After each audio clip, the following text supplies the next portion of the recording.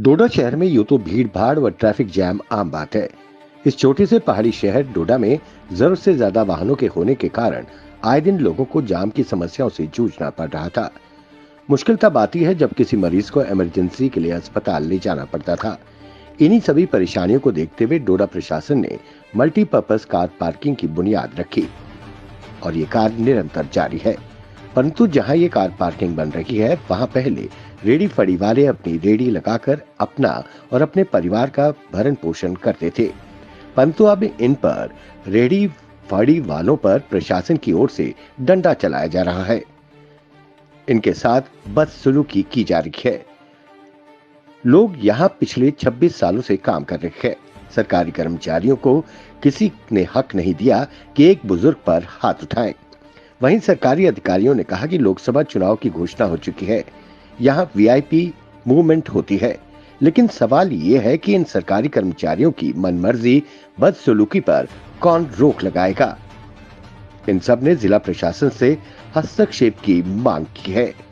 Bureau report, the straight times, Doda. मेरा नाम बशीर अहमद है। मेरे साथ टोन वालों की तरफ से ज्यादती हो गई। मेरी गुजारिश है, टोन वाले ने मुझे थप्पड़ मारा। मैं 26 साल से यहाँ काम कर रहा हूँ, लिहाजा अब ये कोई भी बहाना ढूंढकर हमें यहाँ मारते हैं, दाड़ा दपाड़ा करते हैं। जिसने मुझे मारा उसके अपने टोन में मुलाजिम है और उसकी अपनी गाड़ी भी लगी हुई होती है सब्जी की। तो लिहाजा अब और शबीर साहब ने ये भी साथ कहा कि आपने अब बंद करना है और 19 तारीख तक बंद करना है।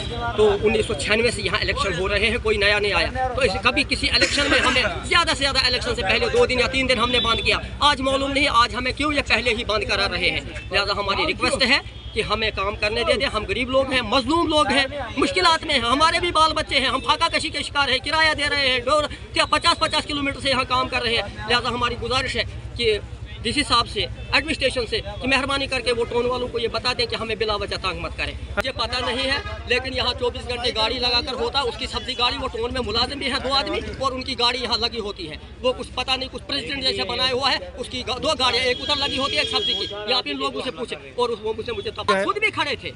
यो साहब ने उनको खुद भी कहा इसको माल वापस दे दो, फिर भी नहीं जाने लगे, वो माल वापस। मेरा नाम सरफ सिंह हूँ, मैं वाड़ा निवासी हूँ, इस जिला डोडा का रहने वाला हूँ। मेरी उम्र 50 साल है। हमको 23 साल यहाँ काम करते हुए हैं, राब्ते से काम करते हैं।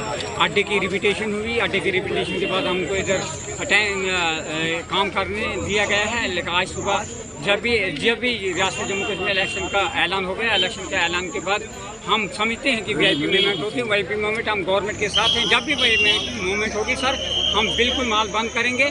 लेकिन मेरी ये गुजारिश रहेगी एलजी साहब के साथ कि अगर वीआईपी मूवमेंट है तो फिर 5,000 या 10,000 डोडा जिला में दुकानें हैं, उनको भी की जाएगी।